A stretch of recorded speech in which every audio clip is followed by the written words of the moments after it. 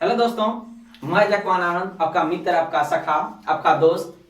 ठीक है दोस्तों मैं आपका अपना चैनल स्टूडेंट स्टडी सेंटर में का फिर से स्वागत करते हैं। दोस्तों आज हम क्लास 10th की एक महत्वपूर्ण टॉपिक लेके आए हैं। दोस्तों जो स्टूडेंट 2023 में एग्जाम देने वाले हैं उसके लिए निश्चित रूप से 100% लाभदायक होंगे। दोस्तों हम आपके एग्जाम तक बने रहेंगे दोस्तों, इसलिए मेरे वीडियो को आप लोग स्किप मत कीजिएगा और वीडियो पूर्ण रूपेण से क्रमबद्ध तरीके से देखते रहिए। दोस्तों ये जितने भी हम वीडियो बनाते हैं आपके रिजल्ट में बेहतर बनाने में जितने भी टॉपिक होते हैं वो महत्वपूर्ण टॉपिक आपके लिए उपलब्ध कराते हैं। दोस्तों चलते हैं दोस्तों वीडियो की ओर।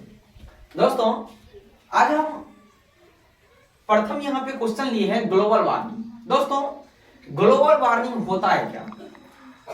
दोस्तों ग्लोबल वार्मिंग देखिए, मुख्य इसमें बिंदु क्या होता है कि पृथ्वी के औसत तापमान में वृद्धि होने को ही ग्लोबल वार्मिंग कहते हैं। दोस्तों यानी पृथ्वी के औसत तापमान में वृद्धि होने की क्रिया को हम लोग क्या कहते हैं? ग्लोबल वार्मिंग कहते हैं। दोस्तों ग्लोबल वार्मिंग के बारे में 1824 में फोरियर ने पहले ही बोल दिए थे ग्लोबल वार्मिंग के बारे में 1824 ईस्वी में। आइए समझते हैं कि इस चित्र के माध्यम से ग्लोबल वार्मिंग होते हैं क्या और किसे कहते हैं। दोस्तों ये हमारा सूर्य है, जब हमारा सूर्य है ये और हमारा ये क्या है? पृथ्वी है। दोस्तों हमारा जो पृथ्वी के चारों ओर गैसों का आवरण से ढका हुआ है जिसे हम वायुमंडल के नाम से जानते हैं। तो हमारे पृथ्वी के चारों ओर एक गैसों का आवरण होते हैं जिसको हम क्या कहते हैं? वायुमंडल कहते हैं। दोस्तों हमारे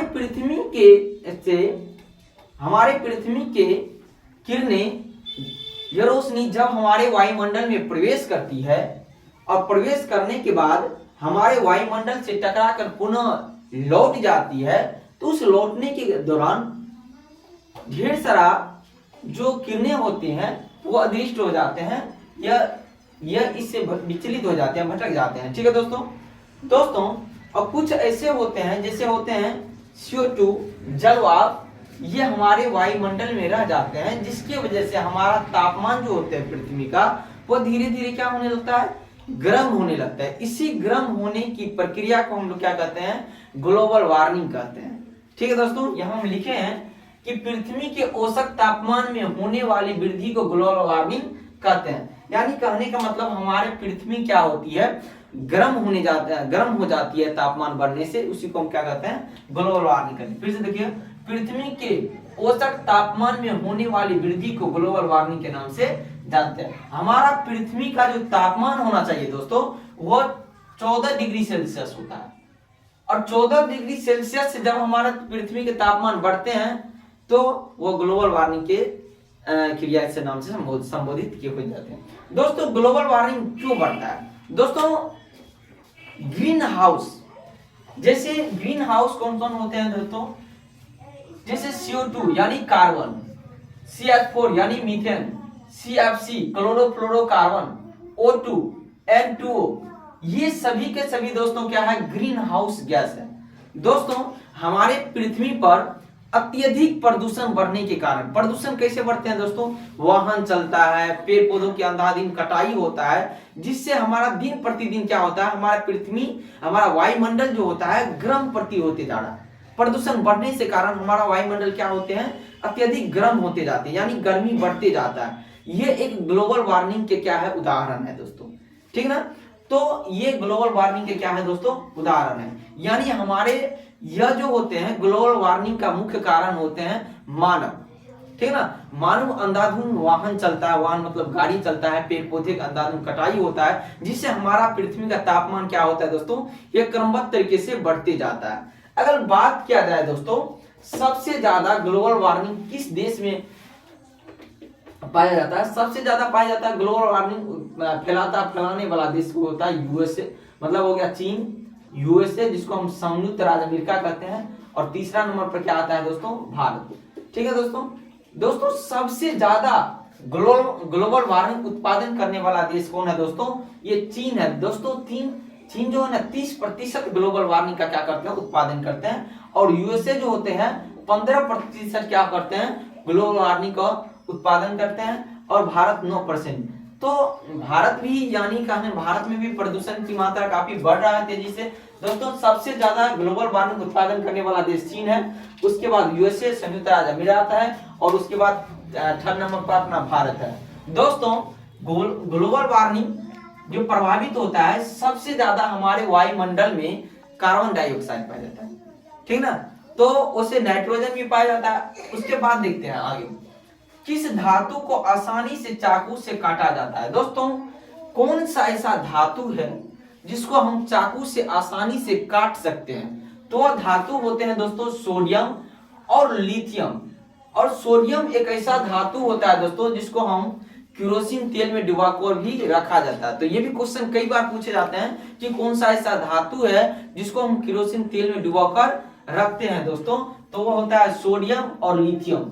एक ऐसे धातु होते हैं दोस्तों जिसको हम चाकू से आसानी से काट सकते हैं और केरोसिन तेल में डुबोकर रखते हैं। ठीक है दोस्तों, आगे किसे पारे का एक्स क्या होता है। दोस्तों कई बार ये क्वेश्चन आए हैं बोर्ड एग्जाम में, पारे का एक्स क्या होता है, तो पारे का एक्स होता है शनिवार। क्या होता है दोस्तों, पारे का एक्स क्या होता है, शनिवार। कौन सा उपधातु कमरे के ताप पर द्रव अवस्था में बना रहता है, कि कहता है कौन सा ऐसा धातु है जो कमरे के ताप पर द्रव अवस्था में बना रहता है, तो वह होते हैं दोस्तों ब्रोमीन। क्या दोस्तों, ब्रोमीन एक ऐसा धातु है जो कमरे के ताप पर द्रव अवस्था में पाया जाता है। ठीक है दोस्तों अगर बात किया जाए सबसे हल्का धातु कौन होता है, तो होता है लिथियम। ठीक है दोस्तों, सबसे हल्का धातु कौन होता है, तो होता है लिथियम, सबसे हल्का धातु। बॉक्साइट किस धातु का महत्वपूर्ण एक्स होते हैं, तो वो होता है तांबा। ठीक है ना। अगर दोस्तों अगर सोडियम की परमाणु संख्या पूछ ले तो सोडियम का परमाणु संख्या कितना होता है, तो सोडियम का परमाणु संख्या क्या होता है 11, यानी 11 होता है सोडियम के परमाणु संख्या। अगर पूछ लिया जाए कि सोडियम का संयोजकता कितना होता है, तो दोस्तों तो सोडियम के संयोजकता होता है 1। तो याद रखिएगा दोस्तों, ये भी दोनों क्वेश्चन पूछा गया है कि सोडियम की परमाणु संख्या कितना है 11 है और इसकी संयोजकता कितना है 1 है। ठीक है दोस्तों, आगे बढ़ते हैं।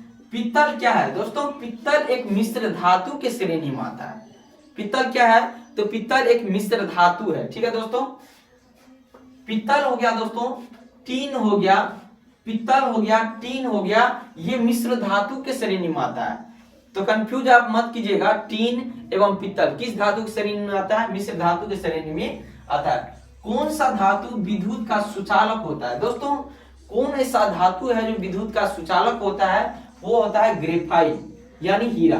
ठीक है दोस्तों, ग्रेफाइट। और हीरा का अपवर्तनांक कितना होता है दोस्तों 2.4 कितना होता है 2.4 क्या होता है हीरा का अपवर्तनांक होता है। और ये सबसे कठोर धातु के रूप में पाया जाता है। क्वेश्चन पूछा जाता है सबसे कठोर धातु कौन होता है दोस्तों, तो होता है हीरा।